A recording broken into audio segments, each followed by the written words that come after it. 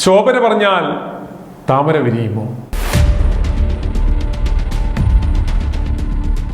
ഏതെങ്കിലും ഒരു നടനോ നടിയോ പറഞ്ഞാൽ മലയാളികൾ വോട്ട് ചെയ്യുമോ? പിന്നെ കോപ്പ, പ്രത്യേകിച്ച് നമ്മൾ മലയാളികൾ.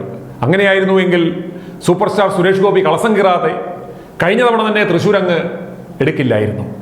ഭീമൻ രഘു, കൃഷ്ണകുമാർ ഇവരൊക്കെ പാട്ടും പാടി ജയിക്കില്ലായിരുന്നു. പടമില്ലാതെ കിടക്കുന്ന അഭിനയ തൊഴിലാളികൾ സർവ്വതും രാഷ്ട്രീയത്തിലേക്ക് എടുത്തു ചാടില്ലായിരുന്നു.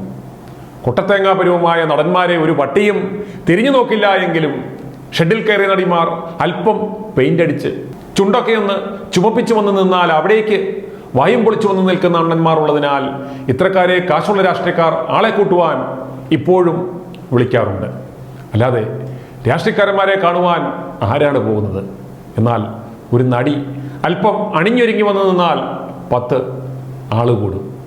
വണ്ടിയും ശാപ്പാടും 2 ലക്ഷം രൂപയും സംസാരിക്കാനുള്ള പ്രസംഗം മംഗ്ലീഷിൽ ടൈപ്പ് ചെയ്ത് 2 ദിവസം മുമ്പ് തന്നെ അങ്ങ് അയച്ചു കൊടുത്താൽ വായിച്ചു പഠിച്ചു വന്നെന്ന് പറയും.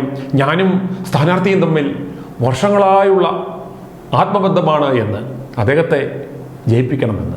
പോകാൻ നേരം കവറിൽ തച്ചും മേടിച്ച് കാറിൽ കയറുമ്പോൾ ഡ്രൈവറോട് ചോദിക്കും, ഡേയ് ആ സ്ഥാനാർത്ഥിയുടെ പേരെന്താണെന്ന്.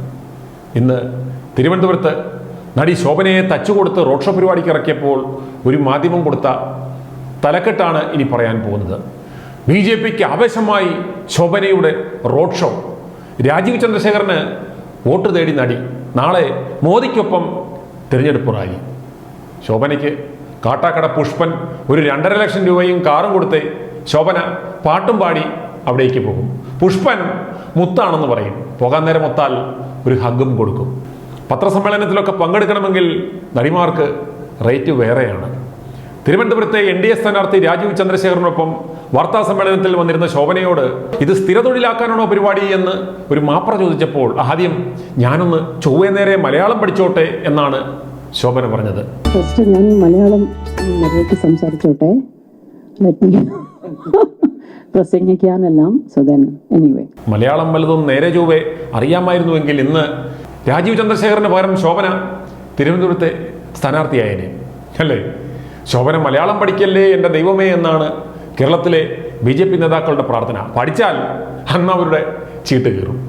തിങ്കളാഴ്ച പ്രധാനമന്ത്രിയുടെ പരിപാടിയിലും സ്റ്റേജിൽ കയറിയിരിക്കുവാൻ നടി ശോഭനയെ ക്ഷണിച്ചിട്ടുണ്ട്.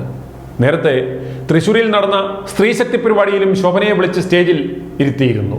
ഇതോടെ ശോഭന BJPയിലേക്ക് പോകുന്ന പല അഭ്യൂഹങ്ങളും ആരോ പടച്ചുവിട്ടു. അങ്ങനെയൊന്നുമില്ല. ആര് പരിപാടിക്ക് കാശ് തന്നെ വിളിച്ചാലും ഡേറ്റ് ഉണ്ടെങ്കിൽ ഞാൻ പോകുമെന്ന് ശോഭന പറഞ്ഞു. പരിപാടി ഒഴിപ്പിക്കുവാൻ നടികളെയും നടന്മാരെയും ചുമക്കുന്ന നാണം കെട്ട രാഷ്ട്രീയക്കാരന്മാരോടാണ്. കാശും കൊണ്ട് വല്ല പെണ്ണുങ്ങളും പോകുമെന്നല്ലാതെ അതുകൊണ്ട് നിങ്ങൾക്ക് ഒരു വോട്ട് കൂടുതൽ കിട്ടില്ല. തിരഞ്ഞെടുപ്പ് സമയത്ത് നിങ്ങൾ കാട്ടിക്കൂട്ടുന്ന ഈ കോപ്രായങ്ങളും കുന്തളിപ്പും കണ്ടല്ല ജനങ്ങൾ ആർക്ക് വോട്ട് ചെയ്യണമെന്ന് തീരുമാനിക്കുന്നത് എന്ന് മനസ്സിലാക്കുക. അതിൻ്റെ കാലം കഴിഞ്ഞു പോയി. PR വർക്കും ജനുവിനായ കാര്യങ്ങളും ഇപ്പോൾ ജനങ്ങൾക്ക് കണ്ടാൽ നന്നായി മനസ്സിലാകും.